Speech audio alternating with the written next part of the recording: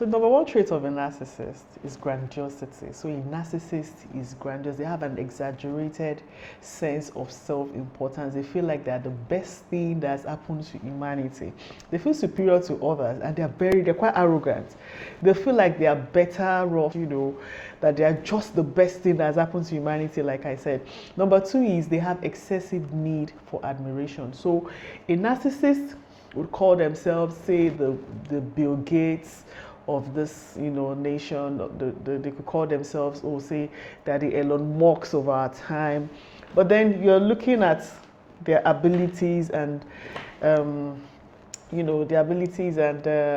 what they are portraying. It does not match. I mean, just imagine. I'm just saying that they don't match, but they need you to continue to admire themselves. They have this ego that is bigger than them.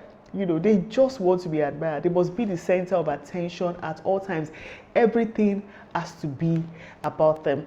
Number three is they're superficial and they're exploitative. Oh, there's no one that is more transactional than the narcissist. Don't get me wrong. We are all transactional beings, but we involve in transactions in a healthy manner. In the narcissist manner, there's nothing like rub your back and I rub mine. It is continue to rub my back, continue to stroke my back, continue to stroke my ego. They want to take what they do not give. They give you the barest minimum, but they expect you to, give them all the best, give them your all and everything. They have that excessive need of self-admiration. You see this number 4.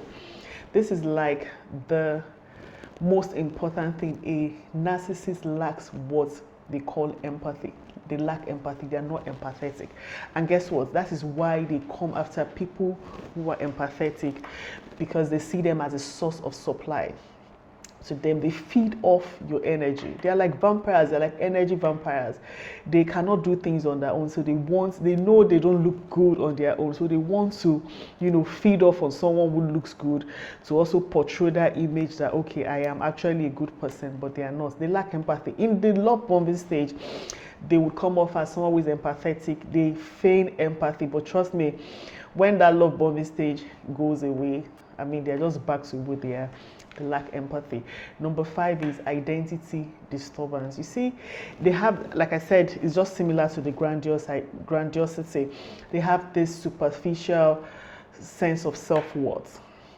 They're extremely rigid, and their ego is also very fragile, So they have to rely on a certain perception. You see, the narcissist will always want to portray to be who they are not, and they will do anything to defend and to protect that identity.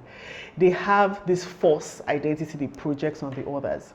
They project onto others, onto people, and they will do anything to protect that negative narrative, that fake it till you make it identity. They just always want to, they possess what we call identity crisis. They're always in crisis when it comes to their identity.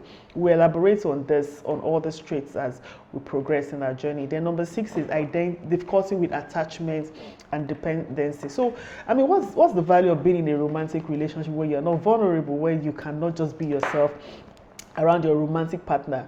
They find it difficult to attach unnecessarily, except it is transactional. So a narcissist will only be nice to you when they need something in return, or when they feel like they want to get something from you. Everything is a tool for them.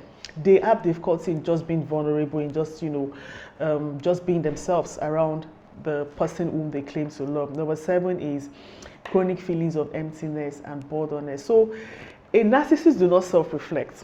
You know that thing you do when you lay in your bed at night and then you're thinking, how do I do this? A narcissist would never self-reflect, because self-reflecting means they are admitting to their shame. That means they would have to look within to get, to just talk about, self-appraisal. You know how we appraise ourselves and we just tend to say, oh, okay, what I'm doing, is it right? They do not understand that thing, and they would fight tooth and nail to avoid that self-reflection.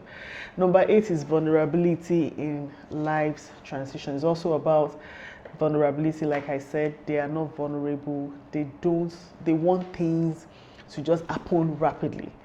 They do not understand what is called systems. They do not want to follow systems. You know, they have compromises when it comes to school, their jobs.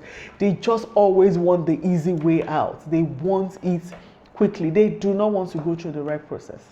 You know, they want to just become who they are not overnight without going through the process. And then number 9 is lack of accountability. A narcissist would never be accountable. See, they would rather kill themselves before they are accountable to you. Or, you know, that Bible part that says heaven and earth will pass away. This is for the narcissist. Heaven and earth really has to pass away for a narcissist to take accountability. I mean, when someone begins to take accountability for their actions, I don't think that person is a narcissist. You can't call that person a narcissist anymore. So if you have someone who checks at least 5 of these 9 traits, no 5 out of these 9 traits, just know you're dealing with a narcissist. I would always be here to help you navigate. If you're doing life with a narcissist, if you feel like you have to identify one, or you just need to talk to someone, I'll always be here. I've dropped a link in my bio. You can book me for one-on-one counseling. My name is Adiola. I remain your narcissistic abuse coach. Till next time, see you guys.